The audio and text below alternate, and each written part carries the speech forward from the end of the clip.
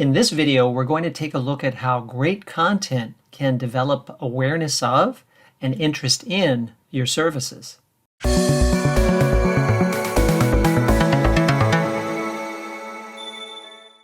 Recently, I've had some conversations with prospective clients who have expressed an interest in learning more about executive presence. I've worked with clients over the years on this very topic and have found it to be somewhat nebulous or fuzzy as to exactly what is executive presence. I found that most prospects really didn't know. And when they were told that they needed to develop executive presence, they weren't given clear direction as to what that really means. So they'd be unclear of what they need to work on, and working with a coach who would have an understanding but would maybe have a little bit of difficulty explaining to the prospect exactly what they would be working on. After having a few of these conversations, I decided that I needed to do something about it to make it clearer to both sides. When both sides are clear about what it is that they're working on, you can make progress faster. So it leads to more successful coaching engagements. And that was the impetus for creating this content on my website called the Authoritative Guide to Executive Presence, which you see here. I asked my team to pull together this article with the main writer leading the research and the effort. And so with some direction from me, the writer researched this topic, first defining it. Why does it matter? What are characteristics of a leader with executive presence? And after doing exhaustive research, they came up with a definitive list of these 10 characteristics, right? 10 different characteristics. Oftentimes a prospect will come to you knowing about 2 or 3, but they don't know that there are actually 10 different characteristics that define strong executive presence. After reading this article, they'll know. Then the article continues to talk about the benefits that organizations can get from having leaders with executive presence. This supports potential sponsorship of a coaching engagement. And then, of course, the most important section of the article, which everyone will probably really read again and again, and that's how to develop executive presence. Of course, an article will never actually give someone everything they need to know, but it will hopefully give them enough that they could start to work on it and then decide to engage a coach to really accelerate their progress. And that's what coaching often does, is it takes someone who is making some progress to making great progress faster. I often like to tell prospects, with a coach, you'll get there faster. So we share all the ideas here on how to develop executive presence. We have a couple pull quotes along the way that makes it more visually interesting to read the article. And then finally, we wrap it up. But there's more. Many articles stop there. But we decided to go even further because we wanted this to be a really helpful piece that went beyond us, meaning Bay Area Executive Coach. Beyond us, we also refer to experts in the field who have put together much more comprehensive material. They've written whole books on the topic.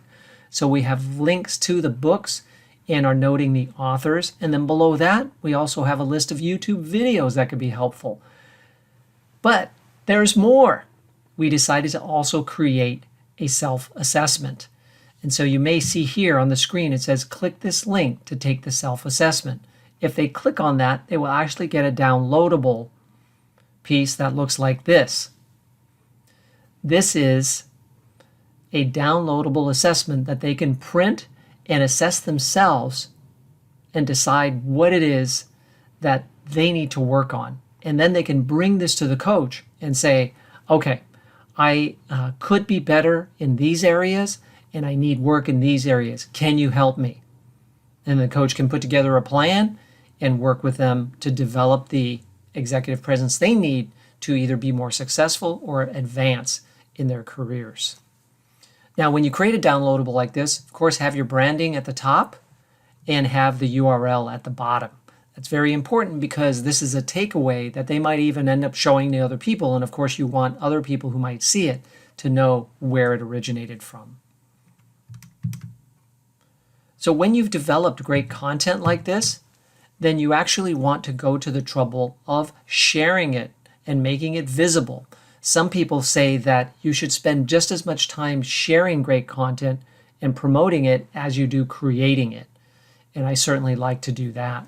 So I shared the post on LinkedIn, and within 2 days, it hasn't even been 2 full days, but within 2 calendar days, it has already received almost 1,800 views in the newsfeed on LinkedIn and achieved 30 likes and 8 comments, 4 of which are my own. I reply to every comment I receive on every LinkedIn post.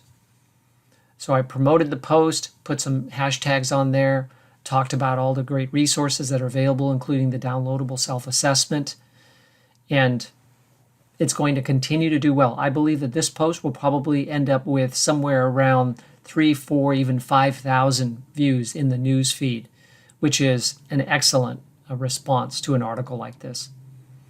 But we plan to do more because we want to ensure that people really get this material in an accessible format. I'll also be creating an ebook, which is now in draft form. And after the ebook, I may even do a webinar and do some videos related to the content so that I make the content accessible to different people in different places in different formats, but also I get more out of the hard work that my team did in creating this content.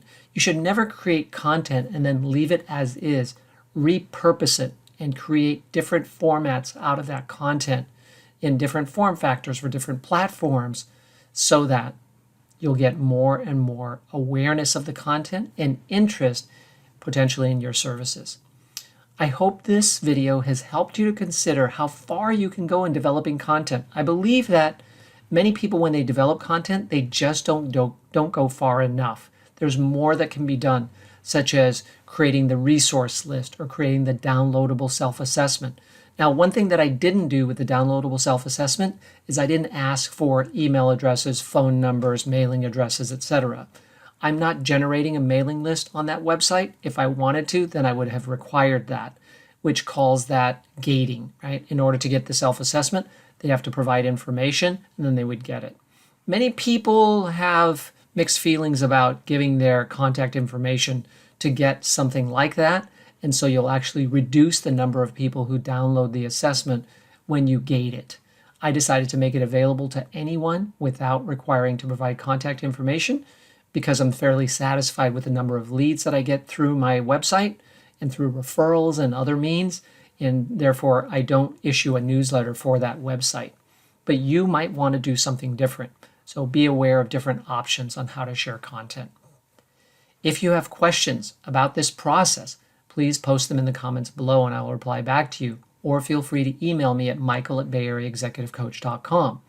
Please subscribe to the channel and share this video with other people who might be helped by it. And if you'd like to learn more about my executive coach training and certification programs as a member of the faculty of the Center for Executive Coaching, please go to my website that's dedicated to coach training, bayareaexecutivecoachtraining.com, or email me. Thank you very much.